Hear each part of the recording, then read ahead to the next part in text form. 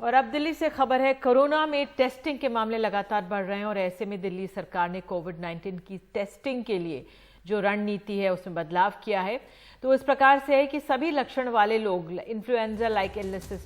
Symptoms जिनकी पिछले 14 दिन में विदेश यात्रा की गई हिस्ट्री हो, सभी लक्षण वाले लोग जो कि किसी कंफर्म पॉजिटिव केस के संपर्क में आए हों, सभी लक्षण वाले health care worker, frontline worker जो कोरोना के कंटेनमेंट में कार्यरत हों, उनका भी जो है टेस्ट किया जाएगा। हमारे सहयोगी शरद शर्मा हमारे साथ जुड़ रहे हैं। शरद, क्या वजह है कि ये जो नियम है इनको बदला गया है? देखिए, सरकार ये बता रही है कि हो ये रहा था जैसे किसी के यहाँ एक केस आ जाता था तो उसके पूरे परिवार वाले और आसपास के लोग भी टेस्ट कराने पहुंच जाते थे, जिसकी वजह से जो टेस्टिंग थी वो बड़े पैमाने पर हो रही थी और उसका बैकलॉग था वो बहुत ज्यादा हो गया था। कई कई दिन में रिपोर्ट मिल पा रही थी, जबकि जरूरत है कि जो टेस्ट करवा रहा है मेनली पर्सन, उसकी रिपोर्ट जो है जल्दी आनी चाहिए, लेकिन वो हो नहीं पा रहा था। तो सरकार का कहना है कि इसलिए अब ये व्यवस्था बनाई है कि लगभग अब जो सिम्टोमेटिक होगा, यानी जिसमें लक्षण दिखाई देंगे, हल्का बुखार होगा, गले में दर्द होगा, जुकाम होगा, खांसी होगी, कफ होगा, तो ऐसे ही लगभग यही ज्यादातर यही लोग होंगे जिनके अब टेस्ट कराए जाएंगे। जो एसिम्टोमेटिक जो लोग हैं, बिना लक्षण वाले जो लोग हैं, उनके टेस्ट की तरफ अब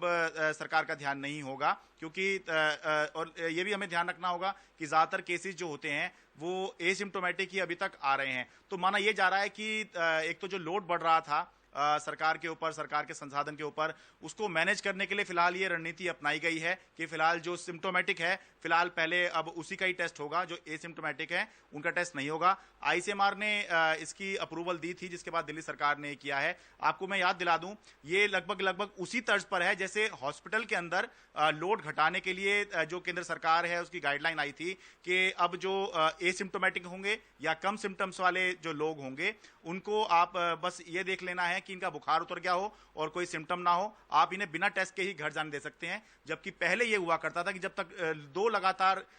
टेस्ट जो हैं नेगेटिव नहीं आते कोरोना के, तब तक उनको नेगेटिव नहीं मानते थे, डिस्चार्ज नहीं करते थे। तो जिस तरह से उस रणनीति में बदलाव किया था केंद्र सरकार ने, इसमें भी बदलाव किया और अब दिल्ली सरकार ने इस रणनीति को अपना लिया है। तो माना जा रहा है कि अब दिल्ली के अंदर टेस्टिंग भी कम हो सकती है और उसी के नतीजे के स्वरूप में जो केसेस हैं हमें वो भी कम देखने को मिल सकते हैं। लेकिन सवाल यही रहेगा कि एसिम्टोमेटिक लोग भी तो अब जब बड़ी संख्या में हैं, तो अगर वो कोरोना से ग्रस्त रहेंगे तो संक्रमण तो वो फैला ही सकते हैं, जिसका सरकार को अब शायद पता ही नहीं चल पाएगा। बिल्कुल, बहुत बहुत शुक्रिया आपका इस तमाम जानकारी के लिए जो आपने बताया कि, लेकिन फिलहाल सवाल यही रहेगा कि जो टेस्टिंग है वो अब कम होगी जब मामले बढ़ रहे हैं।